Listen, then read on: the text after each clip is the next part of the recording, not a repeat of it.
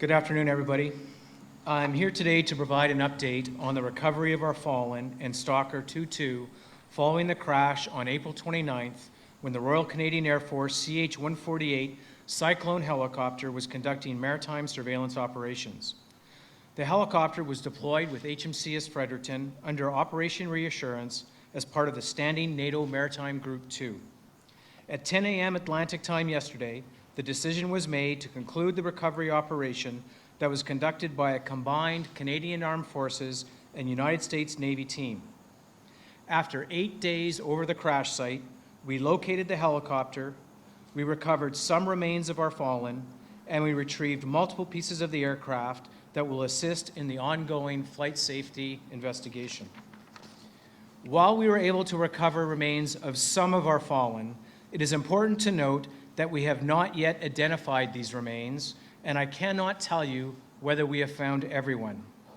This will only be determined once the remains have been brought to Toronto, where any positive identification, as well as confirmation of the number of personnel found, will be done using scientific methods by a forensic pathologist. Once this is complete, the identities of the remains will be released to the families and then to the public. Maintenant, j'aimerais parler plus précisément de l'opération et de la séquence d'événements.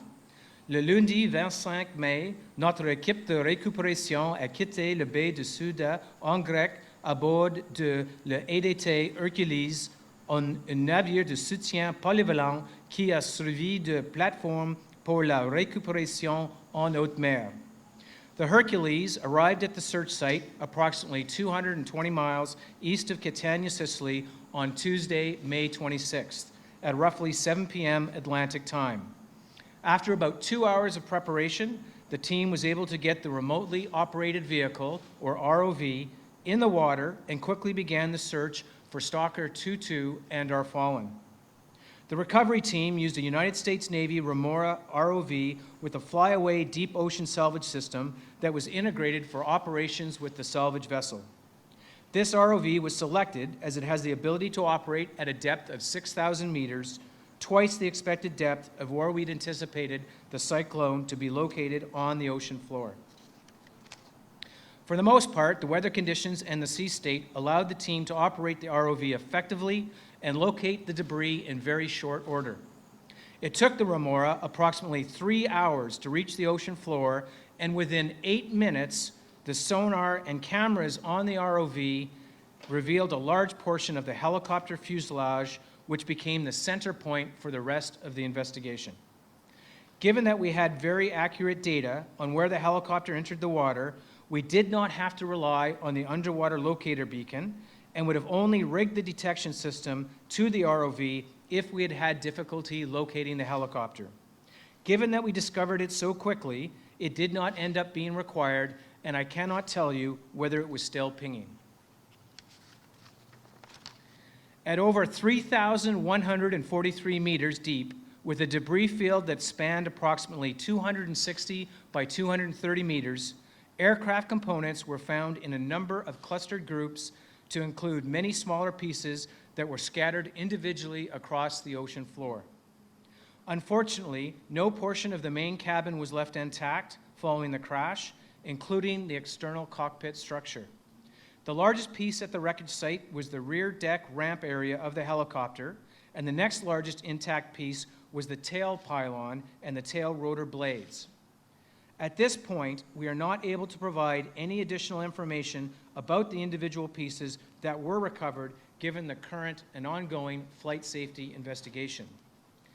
It should be noted that given the difficulty of the recovery and working at 3,000 meters, we made the conscious decision to only recover all discovered remains and only pieces of equipment that would be useful to the investigation. En ce qui a trait aux prochaines étapes, l'équipe de récupération à bord de Hercules se dirige actuellement vers la baie Augusta en Italie, près de la baie aéronavale de Sigonella. Il devrait y arriver tout demain matin.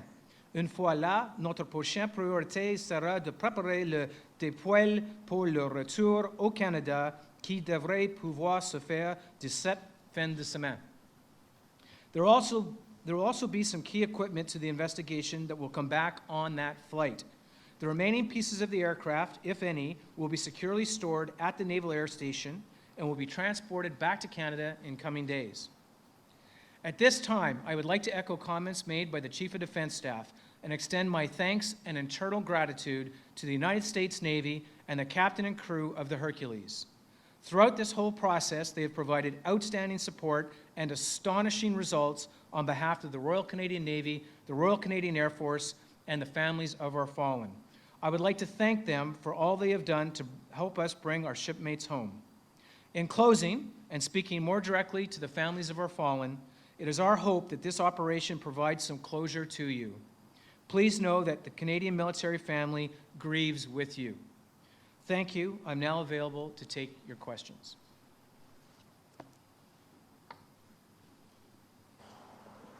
Commander, hi, it's Mike Tutton from the Canadian Press National News Service. My first question is for you is, Lieutenant Colonel Rouleau has stated a recovery of the aircraft will determine the cause of the crash in his previous news conference, May 27th. Why is this necessary, given you have the voice and data recorders? What Lieutenant General Rouleau was referring to is that there are some other avionics pieces that we were attempting to recover that may contain additional data that could be used in the flight safety investigation. As a follow-up, how much longer do you anticipate the Cyclone fleet will be grounded? Thank you, Rear-Admiral Baines. Colonel James Hawthorne, 12 Wing Commander. So the operational pause will continue as the Director of Flight Safety continues to conduct the flight safety investigation. It is anticipated that initial results of the flight safety investigation will be forthcoming in the next couple of weeks.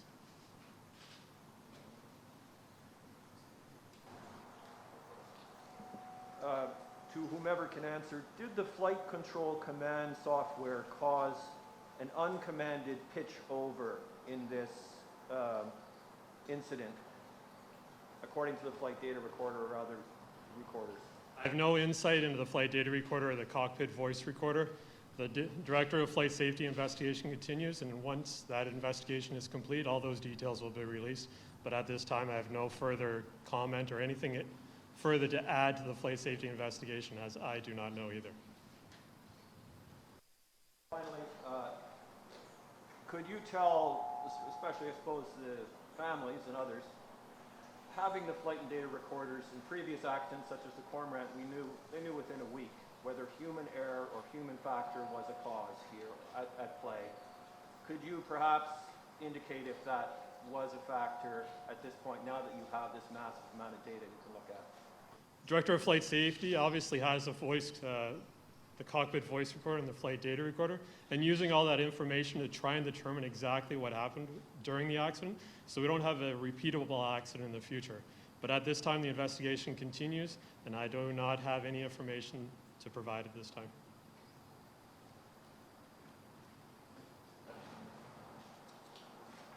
Thank you. I'm just wondering, could you describe again the evidence or the state of the helicopter and what you were able to retrieve there in terms of evidence? Yeah, so the debris field was approximately 260 by 230 meters.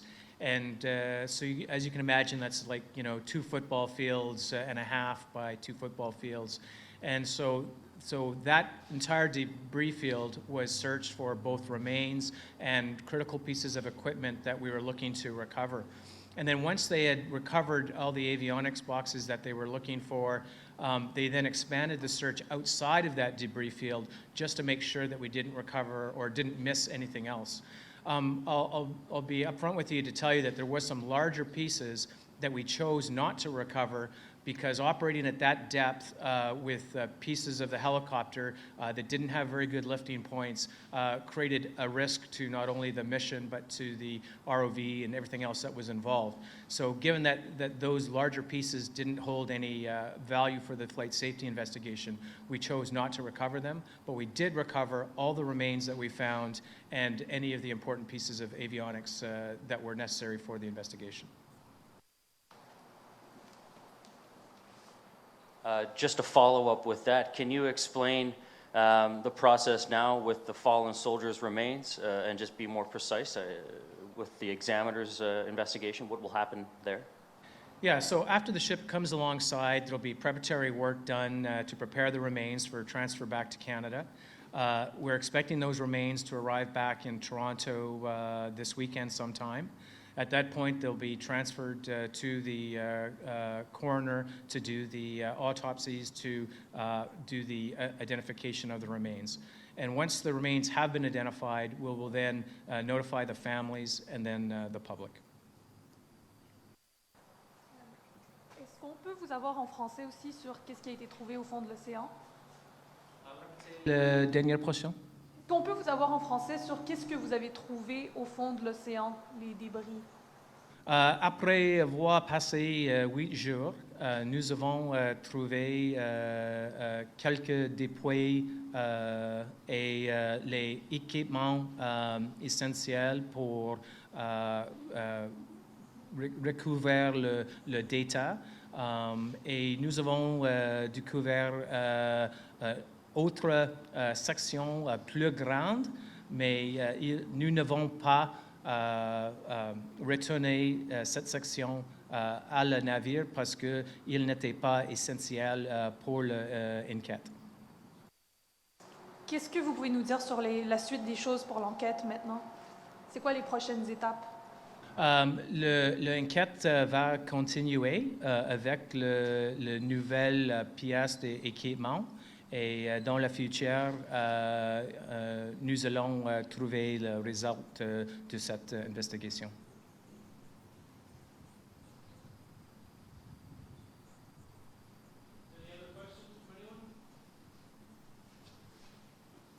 Just to clarify, Commander, would the Canadian Forces go back to the site if the investigation desires any of the further pieces of equipment, pieces of the aircraft?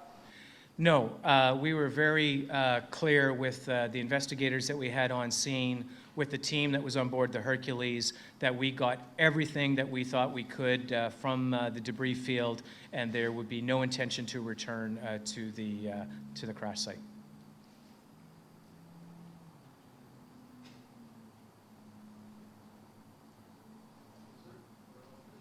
Okay, thank you very much for being here today.